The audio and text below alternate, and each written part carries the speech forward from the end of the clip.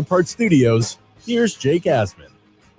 It was a brutal night to be a Milwaukee Bucks fan, and our next guest is based in Wisconsin. He hosts local radio in Milwaukee, and he was also on the air during what was going on in Game 5. So I checked in with him late last night. I'm like, are you still good to join us? I don't want to, put you in a spot where you're in a rough spot emotionally having to come on the radio. But he said, no, Jake, I'm good. So now joining us on our progressive guest line is the host of SportsMap All Night. He is the great Bill Schmid. Bill, my apologies for coming on, for you having to come on, given the circumstances. But I appreciate you still making some time for us this morning.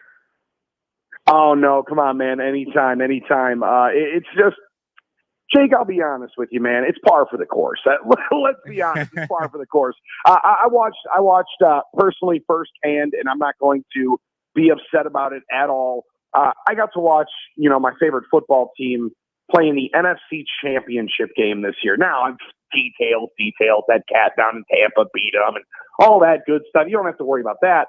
The now deficit for the Milwaukee Bucks, blowing 15-point leads in the third quarter under Mike Budenholzer in playoff clinching monster games. Oh, we're well used to that. So I'm very, very good to come on and hop on with you. This is just very par for the course.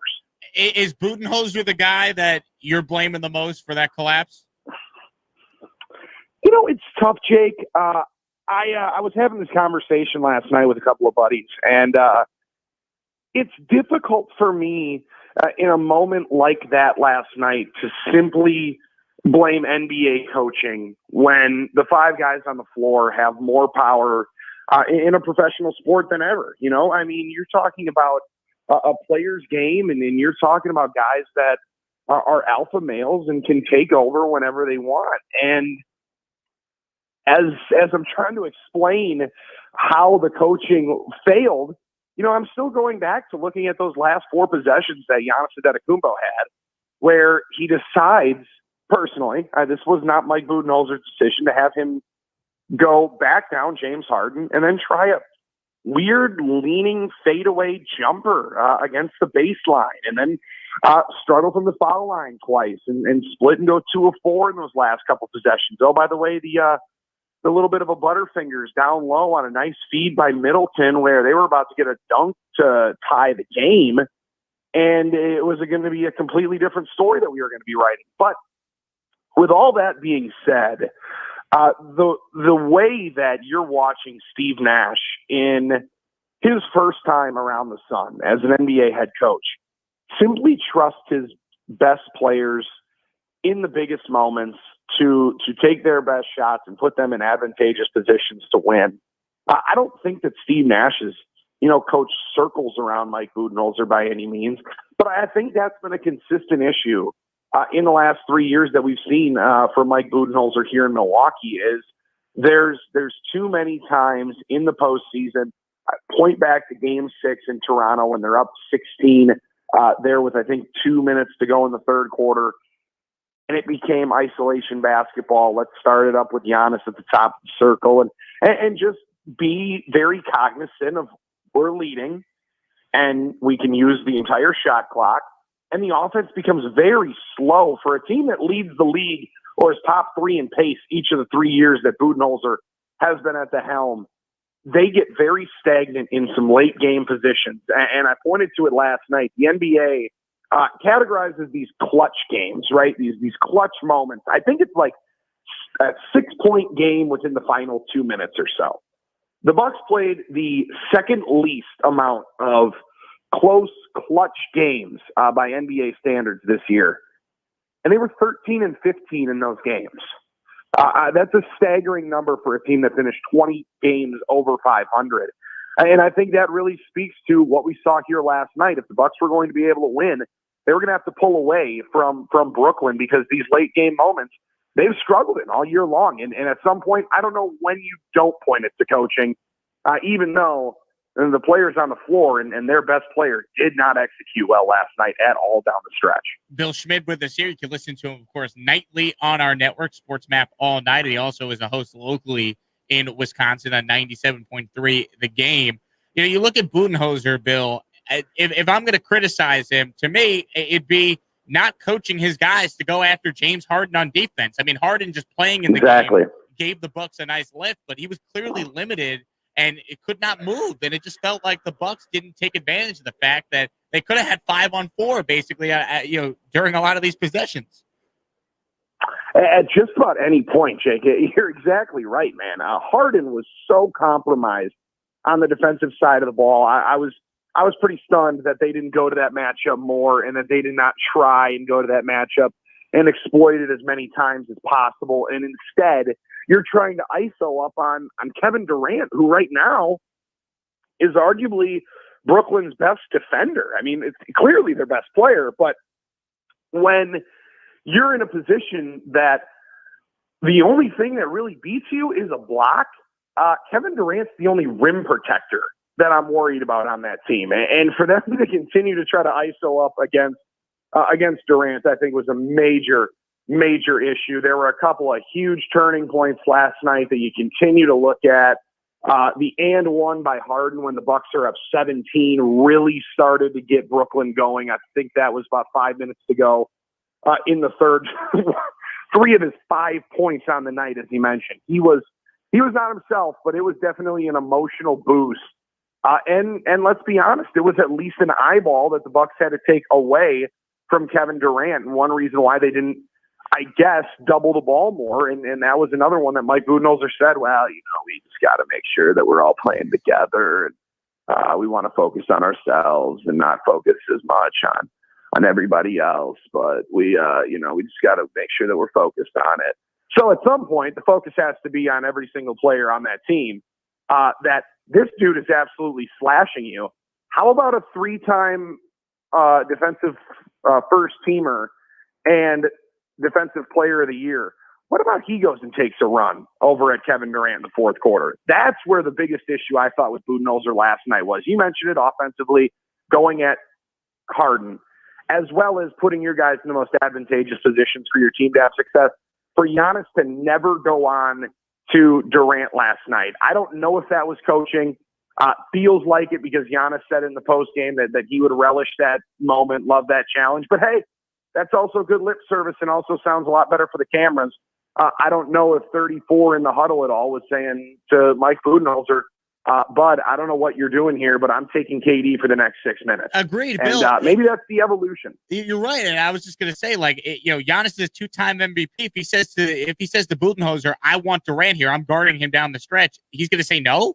Giannis can say that after the game, but if you're a 2-time MVP, go take over this game defensively if you have to, as a former Defensive Player of the Year.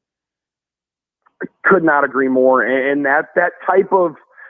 It's difficult to explain, but Jake, I mean, that type of moxie, that type of determination where, dude, this is my legacy on the line. I'm not going to allow, and he's done a great job on him for, 4 games out of the series, not as well last night, but Durant was ungodly last night.